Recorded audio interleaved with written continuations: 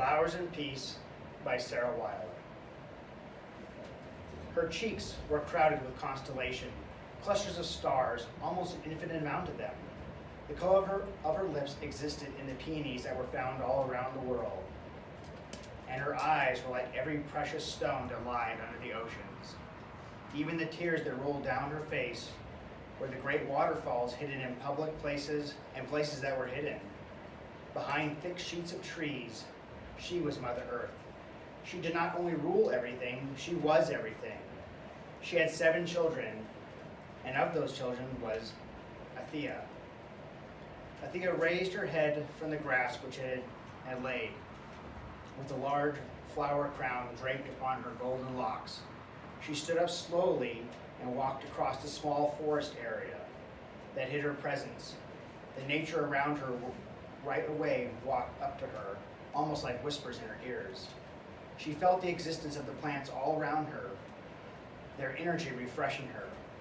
She took a deep breath and pushed aside the branches and vines she used as a door. She walked carefully on the balls of her feet to the river that rippled softly. She appreciated her reflection in the water.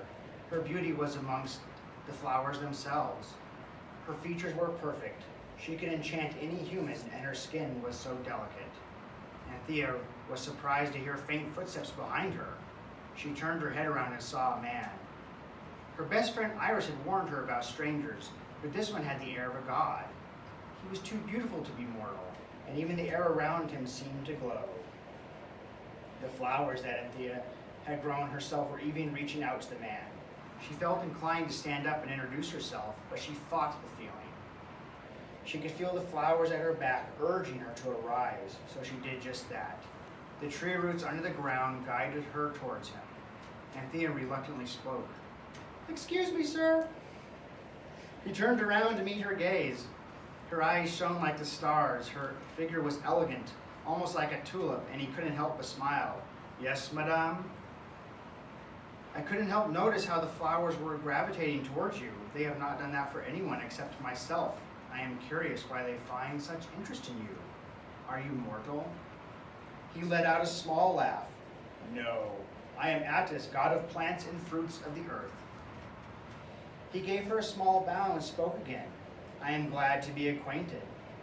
She smiled and gave a respectful curtsy in return. "I am Anthea, daughter of Mother Earth, and I am a caregiver of peace and nature. I am also joyful to be in your acquaintance." Caregiver to peace, that is quite an important role in the world. Very much it is a blessing to have the authority. I would think so. After a small pause, Attis spoke again. "I offer an apology for having to part so soon, but I must go. I wish to make it up to you." She gave a tight-lipped smile, looking down at the ground, although butterflies rushed in her stomach. "I am here at the river every morning." He bid her adieu and said, "I shall see you again, madame." As the butterflies in her stomach did not rest, healthy ferns grew plentiful in her surroundings. She trimmed the greenery around her area, still with the thought of Attis in her mind, and what he had said about her role as a caregiver. Anthea was still quite innocent. She had never used her powers as a caregiver. She had never witnessed the extent of its authority. But she did not try to think too hard about the unrest in the forest, but it would only worry her. From then till dusk, she put her work aside and continued her daily activities with feelings Atticus gave her in her presence. She had never met a god before other than her father, and he was very harsh to Mother Earth and her daughters. Attis seemed quite different. The next morning, Anthea rose from the garden of her grass bed and pulled aside the vines to reveal the river from afar. She hurriedly went to the river and enjoyed the sound of the moving water, waiting for Attis to arrive. She waited and waited, but soon she heard near whispers of the flowers. She knew he was there. She turned around and soon saw Attis walk into the natural courtyard from the rest of the wistful forest. She gave a small wave, suppressing her smile. "Hello, madame." This time she could not hold back her smile. "Hello." With that, a flower grew upon her head, and she couldn't help but blush. Attis laughed and gestured to the spot of grass beside her. May I? She softly nodded her head, so he sat beside her. He handed her a small bundle. Once she unwrapped it, it had a small piece of bread and a round fruit. She ate the bread first and then took a single bite of the fruit. Once she had, her eyes lit up, and she immediately looked at Addis. I have never tasted a fruit so great. He told her that he had grown it himself and that there were many more that he could bring her. She instantly accepted the offer. She was never able to grow fruits as well as she was able to grow other plants and flowers. After she had finished her fruit, he sat beside her. But before he left, he planted a small seed in the middle of the courtyard. He said that was the fruit that she had had and loved so much, so that she would never run out. By the time he exited the courtyard, a tree emerged from the soil. It grew foliage and fruits, as many fruits as she could ever want. It would not be something she could forget. Addis began visiting daily. He would sit by the river, and Thea would eat the fruit from the tree he had planted every time he visited. They would talk about their childhood, their families, and the stories of their adventures. Anything. It was only a matter of time before they knew everything about each other. They fell in love. It was inevitable.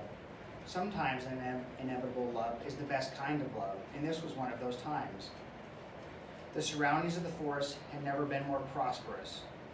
A flower crown was always about her head, and the ferns were filling every corner of the courtyard. The blissfulness of their relationship did not last long without disturbance, and Thea's father came to find about her relationship. He was outraged. One morning her father came raging into the courtyard. The flowers and plants immediately wilted slightly in fear of his arrival. Anthea could almost hear them plead. Addis quickly stood in front of Anthea to protect her. Anthea stuttered but tried again. Father, what are you doing here? She immediately recognized the anger from her father, like that of her childhood. Her mother appeared after him. Time, but he would not. Anthea knelt down on her knees and clutched her hands together. She was ready to feel the power of peace, and she did not care the cost. She bowed her head and held her eyes shut. She whispered silent prayers of peace. The louder her father spoke, his booming voice filling the atmosphere. The harder she prayed, the more the plants wilted. Mother Earth was losing her patience. She tried her best to calm down, but he kept on just like he always had. Time swung a large arm at her and left a mark on her shoulder. Anthea's mother cried out in pain. Meanwhile, Father Time turned to Atticus and swung at him. Anthea's prayers intensified, and she continued to pray to peace. Before Time was even able to lay a hand on Attis, a gust of wind came from the forest, spiraled around Time. The wind filled Mother Earth, and with one blow, Mother Earth hit Time. All that remained was dust that floated away in the wind. Anthea dropped to the ground, now tired. Atticus stood in shock. Atticus asked Anthea, as a caregiver to peace, how may the power do such a thing?